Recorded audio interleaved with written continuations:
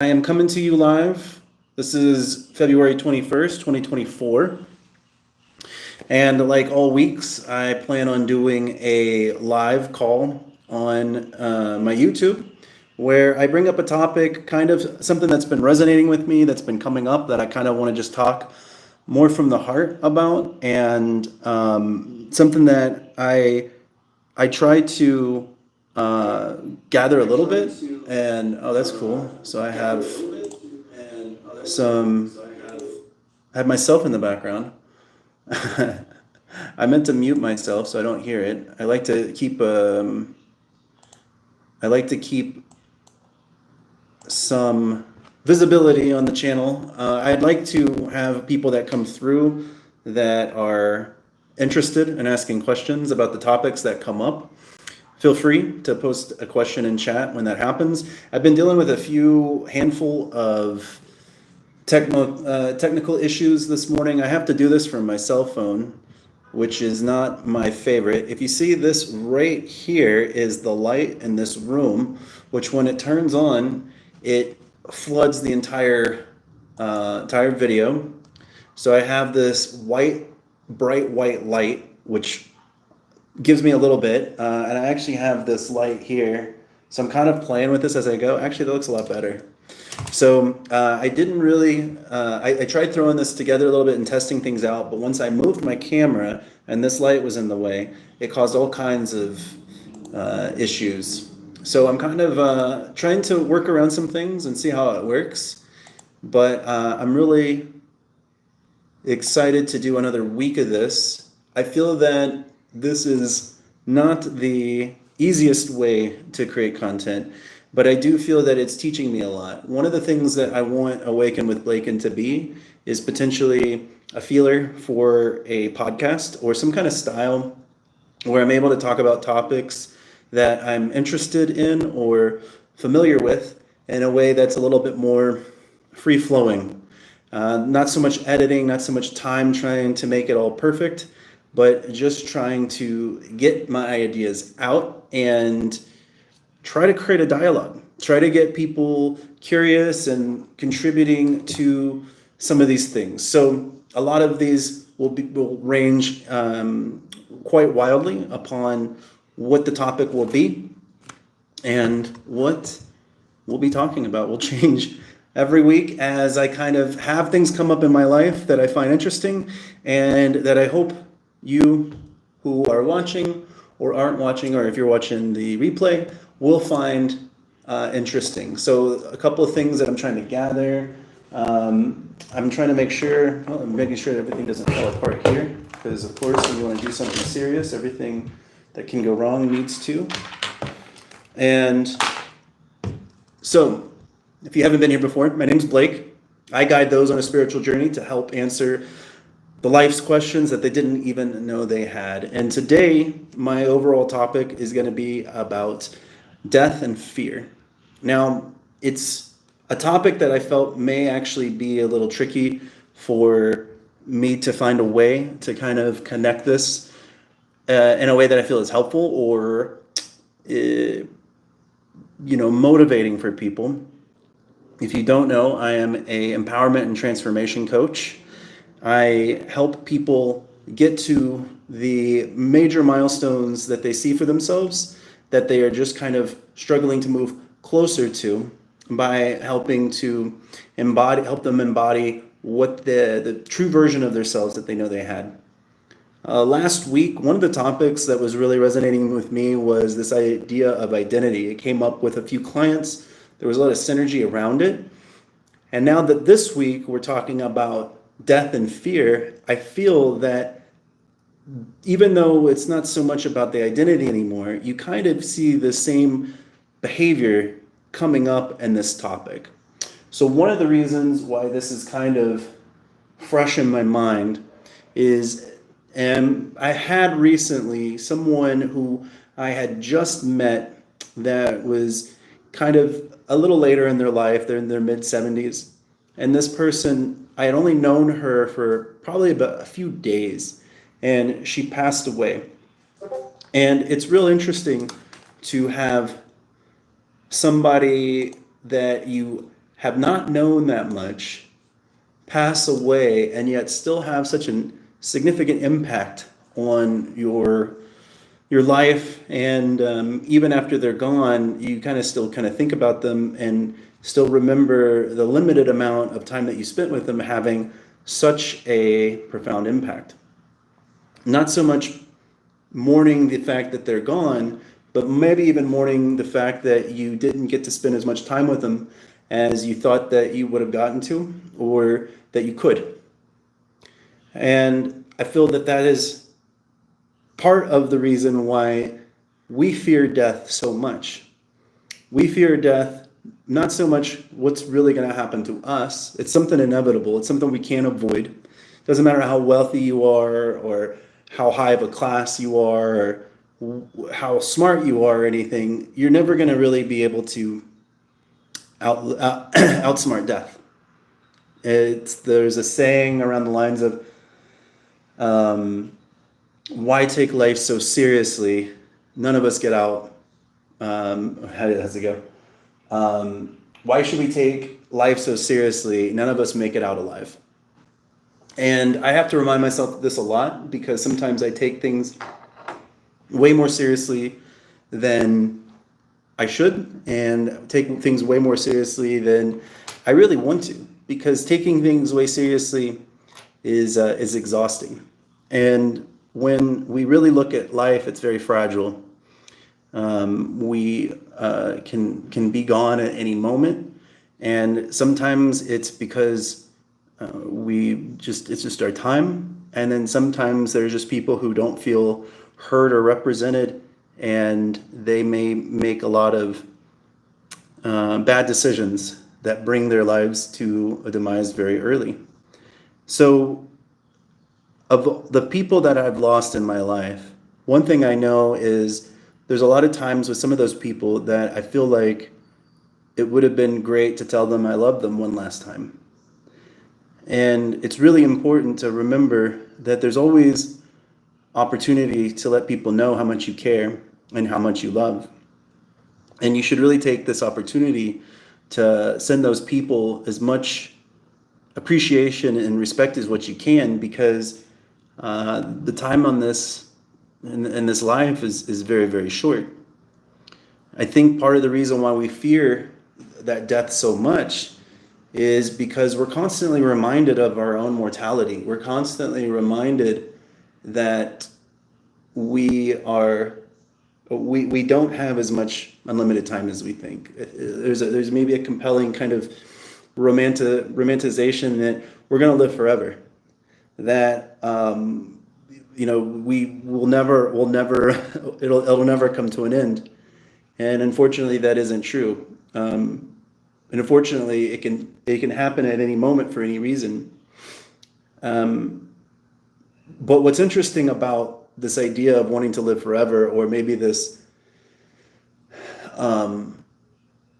sense inside of ourselves to live forever, there's been so many people over the years, famous or very powerful people over the years, that have attempted to create a world where they'll never be forgotten.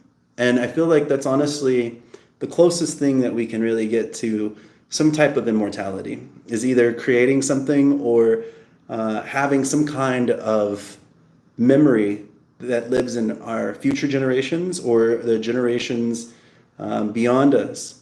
We create something so significant that people can't stop talking about us for years to come. And that's the closest thing that we can get to some kind of immortality, at least with our current technological advancements. But the idea that we are going to come into this life in the first place, the only thing that is guaranteed is that we will leave. And that can be something that's very hard for people to come to terms with. I think everybody kind of comes to a realization of that at different points in their lives. I know that for me, I've talked about this on my channel before, but for me, it was some people maybe don't think about this until they get a little bit older, until they actually, like, maybe they witness death in family, or they have, a family member that goes through it or struggles. But for me, it was pretty young. It wasn't necessarily anything too specific in my life that contributed to it, but I just couldn't get this idea out of my head that we're gonna die, and what is death? Like, what is it? Is it just this never-ending darkness, this never-ending blackness? And those kind of things to me were really hard pills for me to swallow. Also, I was really young. I was like 10 years old, having, I guess, basically an existential crisis. I was faced with no answers that anybody could give me that really satisfied. I went and talked to a lot of religious leaders, like priests. I for various denominations of Christianity, and there was a lot of education around the Bible. There was a lot of information around religious texts, but at the same time, it never felt like anybody really knew, because nobody really does. Nobody's really died and been able to come back and be able to tell us 100% that this is how it's all going to go, because there's some sort of transition. There's some sort of rebirth into something else that isn't this existence. Or if there isn't that, it may be something that we can't even comprehend. But the thing that we go into after this is the transition. And another reason why I find this so significant is, even in this life, there is this cycle or this flow of things starting and things finishing. And sometimes it's referred to almost as a death and a rebirth. We go into this, to kind of go back to the idea of identity. We have several moments in our lives where, for instance, we enter into high school, and we're new into high school. Maybe we're newly teenagers, and it's this rebirth of a new era of our entire youth, where this childhood-ish existence has kind of died off, and now we're teenagers, and we think that, oh, we're adults now, and that we're the big shit and whatever. And you kind of go into this process where there's people that are older than you that have been doing it a little bit longer, and then they're there to remind you that you're not as big as you think you are, and you're not as far along as you think you are. And you have to go through this whole process and this whole transition. And at some point, you're gonna leave. You're gonna leave that high school. You're gonna leave that container and transition to the next one. Maybe it was going to college. Maybe it was going, to a vocational school, or just going into work, or traveling abroad for a little while. Whatever. There's another thing that's going to be coming. There's another direction that you'll be going. I know that when I graduated high school, I was so excited to leave. I had wanted to go to a university. I wanted to move out of my parents' house. I wanted to go in that next transition. And once it finally came, after looking for it for so long, it didn't actually feel as drastically impactful as I thought it would be. It kind of felt like, in a way, what I was supposed to be doing. It kind of felt like, in a way, this was the next thing, but it was anticlimactic. And I feel that death can kind of be viewed as, in some cases, pretty anticlimactic. It's a thing that we all have to eventually, a line that we all have to cross. And we work so hard to not cross it too early, because this life is a gift. And this place is such an amazing opportunity, living on this realm and this dimension of this planet, that we need to get as much as we can out of it. And we don't want to just be gone that quickly. We really want some time to fully gain the lessons and the teachings that are offered here, because there's a large amount of things to absorb, more than we'll be able to do in this one life. This comes to kind of the point of like living a full life, really taking the the most of the opportunity that we can to get as much out of this experience as we can. And then at some point when we cross over, I think the biggest fear, I asked a few people, and a lot of the biggest fears that people mentioned about what's going to happen when they die is so much about the pain that could be involved in it, or the suffering that could be involved in it. And I think that it really makes sense why that would be the first thing on people's minds, but there's also a suffering in the lives that we lead, and that we don't really get to choose the life that we have. And that a lot of the things that maybe we have to suffer through are a byproduct of this lesson that it's actually teaching us. And that it is in some way maybe exhausting certain karma that we have in this life, and it's preparing us for the next one. But then also finding kind of a way and a compromise to live a life that has bigger impact on other people, in a way where we can find ways to neutralize other people's suffering, or even find a way to bring people at peace through their journey. When I'm not set up, I really wish I could share this clip. I actually have a blog. I don't ever talk about this. I probably should put it on here. I have a blog called Two Bag Life that I haven't posted on a while, but I put a comment down below.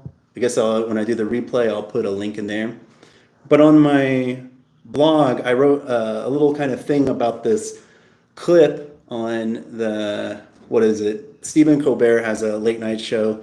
I forget what it's called, but he had Keanu Reeves on, and it's such a great scene where they're kind of bantering back and forth. They're having this like playful moment, and Stephen Colbert says to Keanu Reeves, "Where do we go or what happens when we die, Keanu?" And Keanu just takes that moment. He takes a really deep breath. Or he says, "What happens when we die, Keanu?" He takes a deep breath and he goes, "I know that the ones that love us will miss us." And I love that answer so much, because those kind of questions, people may attempt to try to say something really witty along the lines of kind of comforting this perspective that we have of once we're dead, and this idea of how this death transition is going to be fine. But Keanu found such a poetic way of focusing the effort, not so much on the individual and their transition of dying, but those of the people that are experiencing that person no longer being around. Because death is more a experience for the living than it is us who are no longer living. Because we've already transitioned. Those that are no longer with us have already transitioned. And the experience and the grief and the navigating of it is the burden that the living must face, and that we're constantly being exposed to. And there's no way to really get out of it. It's not just people. We're constantly seeing animals that are no longer with us. We find rats laying in the street, or birds that may have flown off. Like, there's no way for us to escape this idea that it'll be that it is inevitable. But again, the only reason that we're able to perceive that is because we're still alive. And it should be a moment for us to be a lot more grateful for it.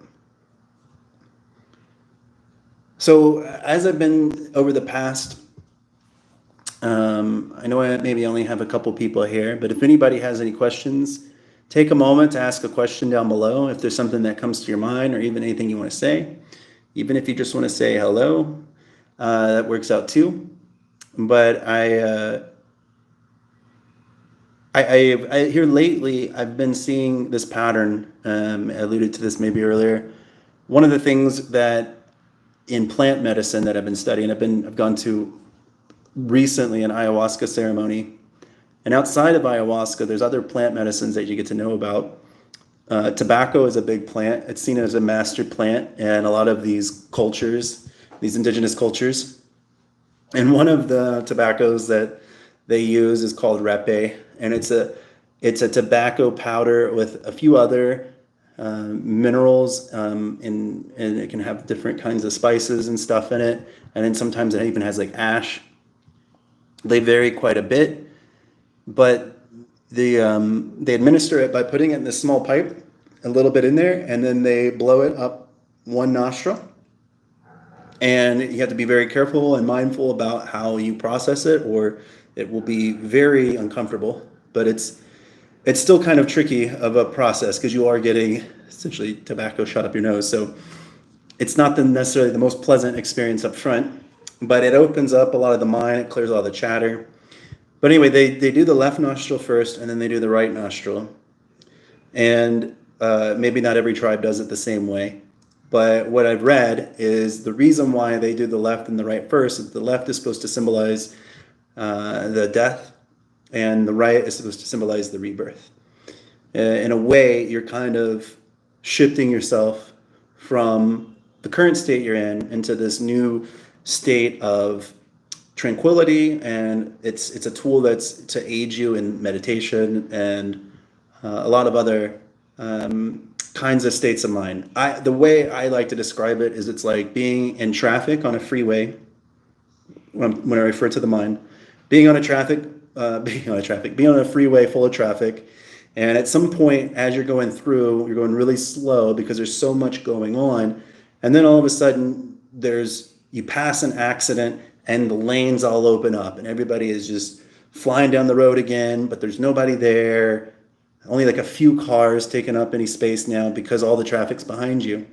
That's how I feel after this. I feel like I have opened up the freeway.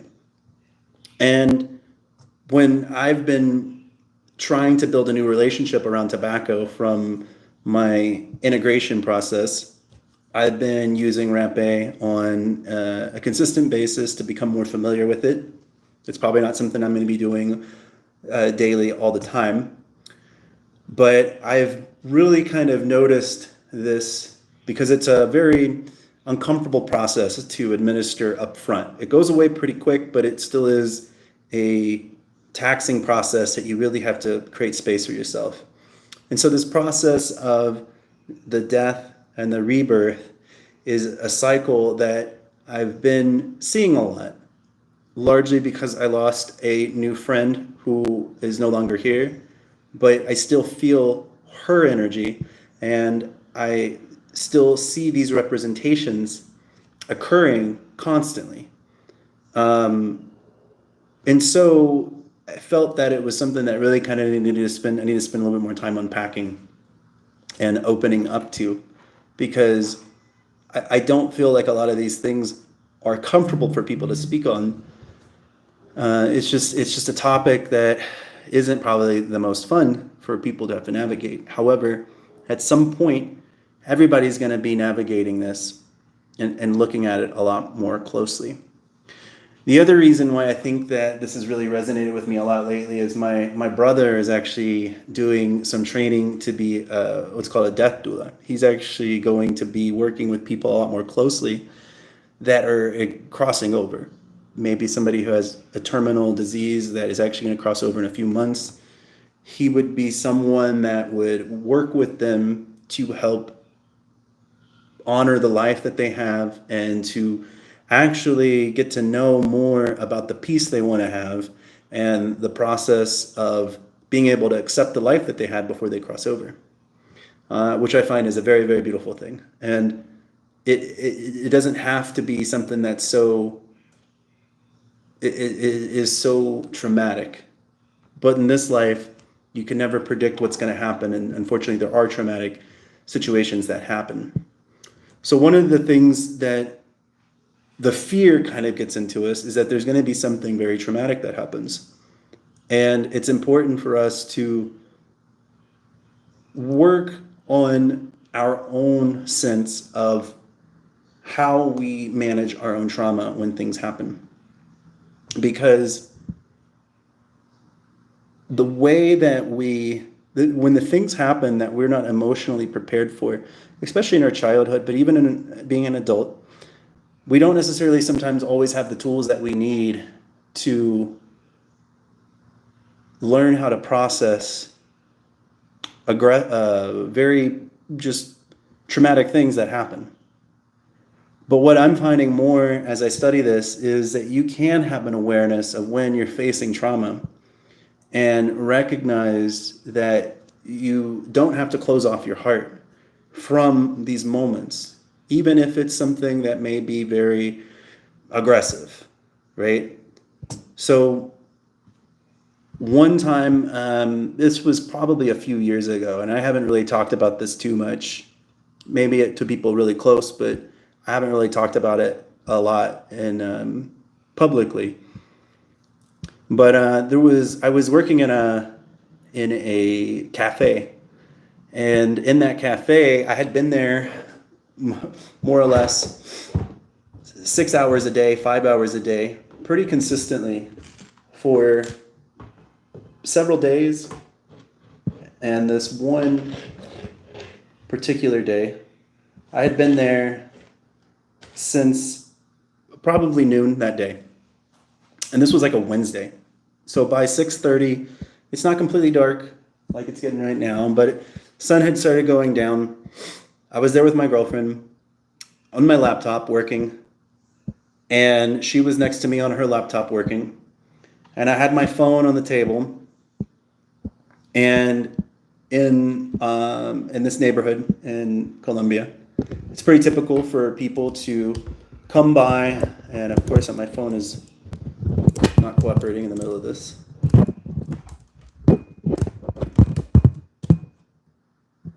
So it's pretty typical for people to come by and ask for money or whatever, or food.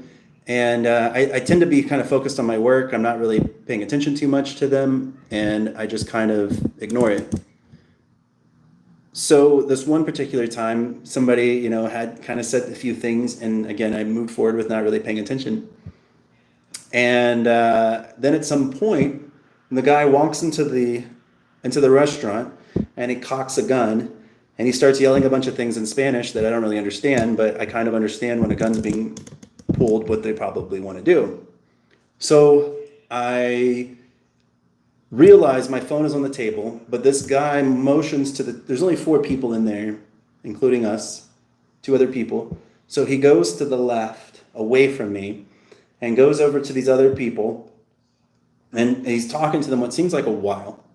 And at the same time as this is going on, when he cocked the gun, I almost didn't even feel like it was real. It seemed like it was fake, but who knows? It probably wasn't, at least, I don't know. But it didn't seem right. And this guy seemed very, very, very nervous and very, very scared. He was honestly the most nervous person in the room, what it appeared to me. But he goes over to the other people and starts collecting belongings from them. And I realized I have my phone. It's actually the phone I'm on right now. It was on the counter, and I had just gotten it because I'd gotten my last phone stolen. Not by gunpoint, but it had been stolen from a pickpocketer. So I took it and I threw it down on the floor underneath a bunch of cables and stuff, because I was like, I don't know what to tell you, but I'm not going to give you this phone.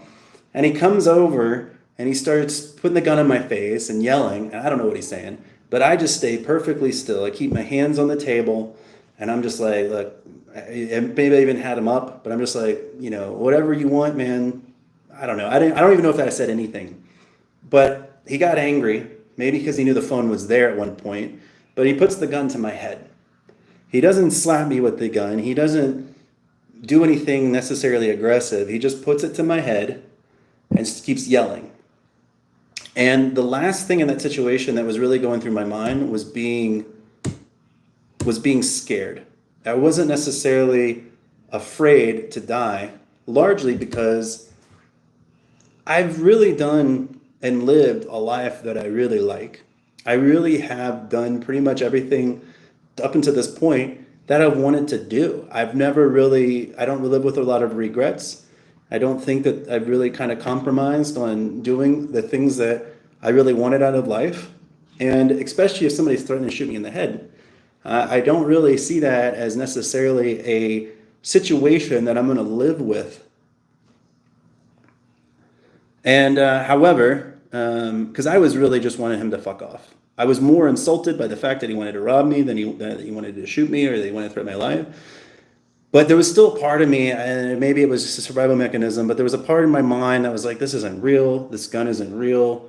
It could be maybe the adrenaline, but I didn't even feel that hyped. I didn't feel that energetic. I just felt very neutral, inconvenienced, right? But that really scared the shit out of my girlfriend, and she gave the guy her phone, and he didn't seem that like excited about that as a contest prize. So as he's like walking off, he just grabs my laptop off the table and pulls all the cables with it and like runs out the door and says, don't follow me or I'll kill you or whatever he said. I don't know. I really don't understand what he was saying. But he goes off and they hops in a motorcycle and then they ride off into the sunset together. And I don't know what he would have done with that laptop. It was a cheap laptop, but he just really wanted me to feel inconvenienced and whatever.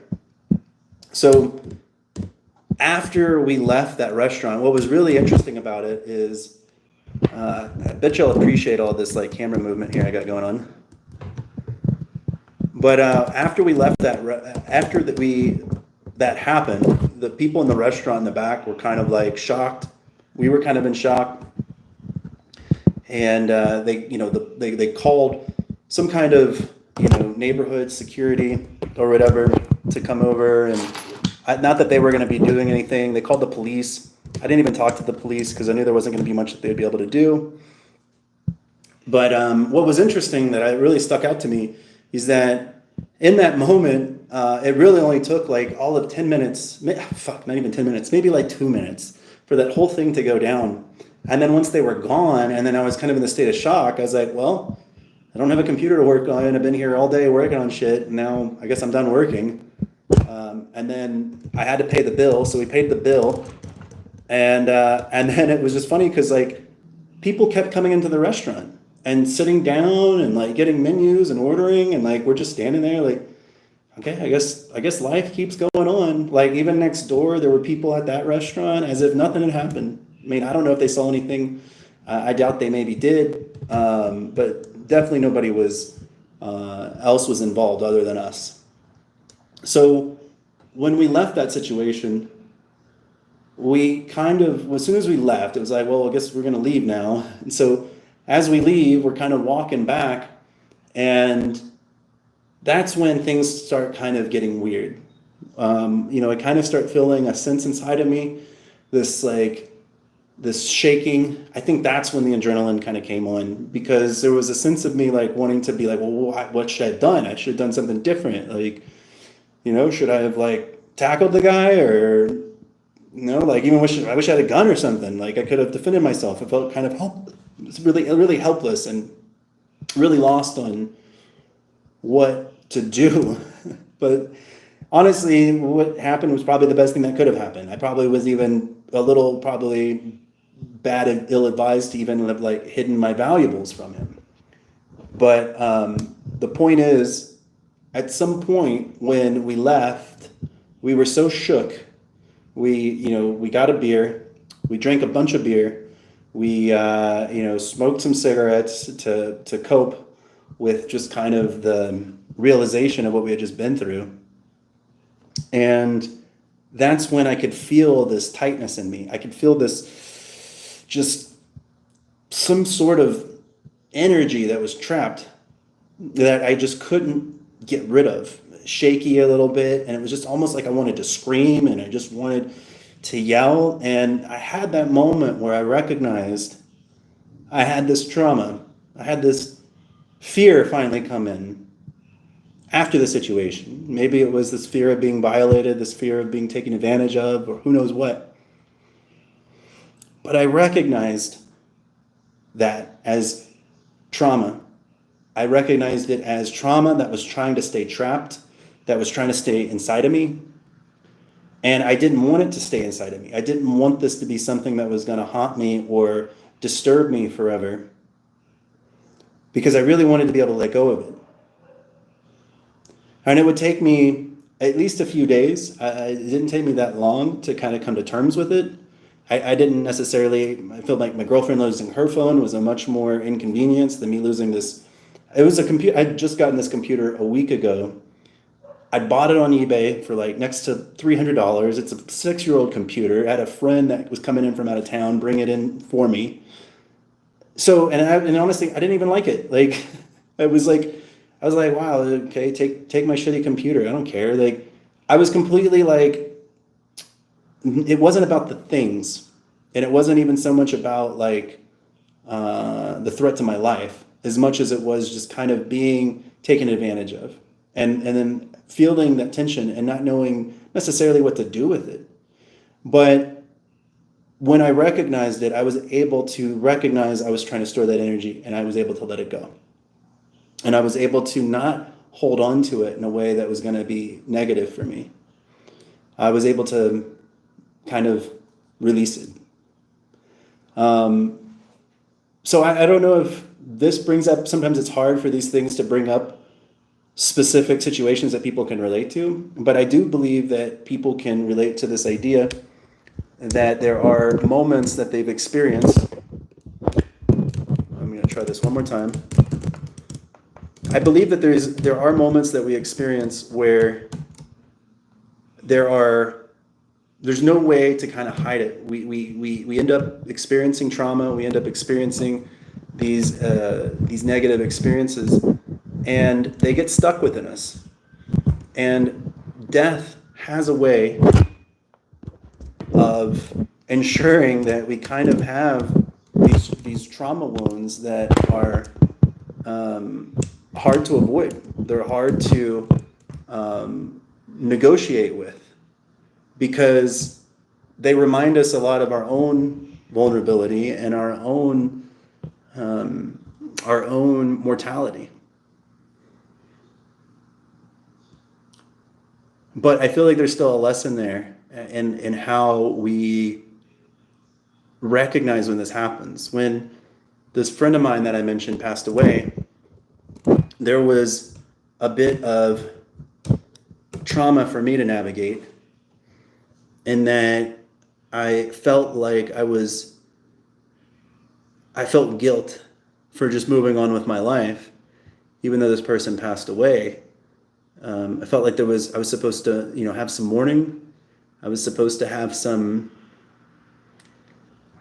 I was supposed to be affected in a way.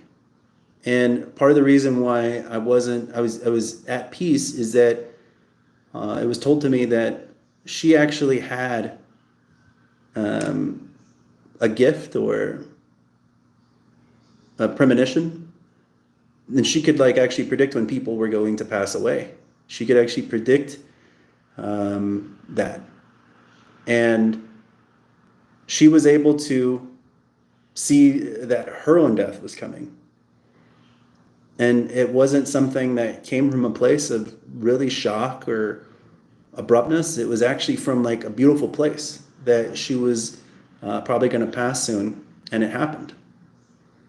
And those kind of things, I think, to me, it's really rare to meet someone like that can kind of flip the script of something that we hold so intimately in our lives. And I really do thank her for kind of teaching me that and showing me that. It's been a very interesting week in terms of, I didn't really think that, we never think these things are going to happen. But it's been a very interesting week trying to kind of understand why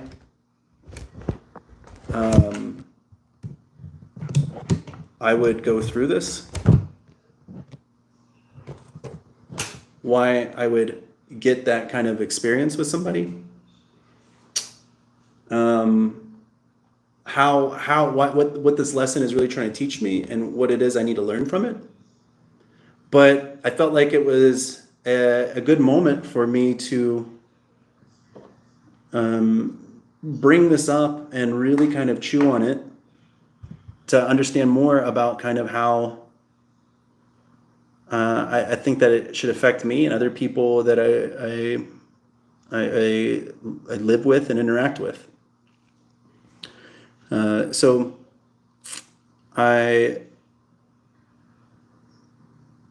know that it's hard and I know that it's challenging, but again, I invite those who want to have a further discussion on this to reach out to me or to reach out to me on Instagram, where my Instagram is Awaken with Blaken. I'll put it in the chat, Awaken with Blaken. That's my Instagram handle. You can reach out to me in there. Julio was on. He said hello and then deleted his message. So hello, Julio. I'm glad you came by, even if you deleted your message. Another thing, I do have a newsletter that I am trying to get in the flow of how I really want to work with it. I have a few people on there right now. I appreciate all of you who are. Hello, Teacher Gonzalez. Thank you for being here too. And yeah, I don't know why. I tried putting join my free newsletter with a space. It didn't work, but I guess it doesn't matter. But anyway, I have a newsletter, and if you would like to, I'm still trying to learn exactly how I want to do this, but part of my process I've been going through is I think I want to do these Wednesday calls where I just kind of talk about a topic and explore some things that I've been thinking about. And I would love to get more, as the community builds, to get more interaction with those who find this topic interesting and would like to know more and have a discussion about these things. And one of the things with the newsletter is I'll be trying to highlight these things before I do them live. My goal was to actually talk about this topic on the newsletter a little bit, and it just didn't happen the way I thought it would.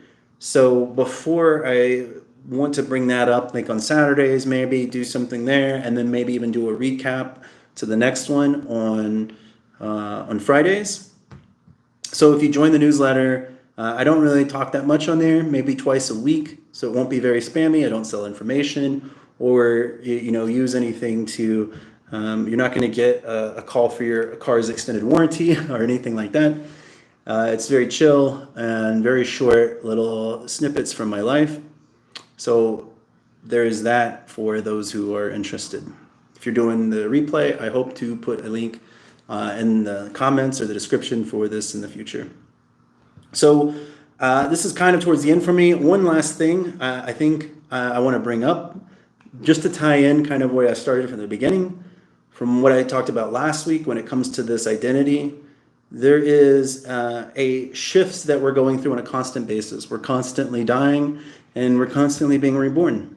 And those things are sometimes just as painful to experience as losing someone close to you. So I want you through your lives to realize that things are difficult going through this and everything. And sometimes you need people to help you go through those transitions. A lot of this work can be done on your own time, and people will spend years or decades trying to navigate it. But you don't have to do this by yourself. There's all kinds of resources. I make all kinds of videos around this topic that are really helpful. If you want to follow me on YouTube, where you're watching me right now, subscribe, like, and share if you haven't done so already. And also, if you want to work with me directly, I do offer coaching. I don't know why it does that. It does the one line and the second line. It all does on one line. Oh, it doesn't matter. I'm still learning. But if you want to, my link to my Calendarly is there. I do a free 30-minute call. Let's talk about kind of what it is that you're seeing and what you're trying to navigate. And I'd love to see if I can be somebody who can help you on this journey and help you get some of the answers that you didn't know that to the questions you didn't even know you had. Because I think we're always kind of finding things out there that are a lot more interesting and impactful than we ever thought. And I would love to be able to help you if it seems like it's a good fit and I have the capability of helping you get there. So as always, thank you much for watching this live. Thank you if you're watching this on the replay. I hope to do this every week, and I also hope to use this as a tool to kind of get my bearings straight for creating long form content around this topic. So if it's something you want to see more of, let me know, and it'll give me a good place, a good palette to kind of pick from for how I kind of move forward with a lot of these topics. And again, I appreciate it so much. Thank you all for watching, and I hope to see you again next week.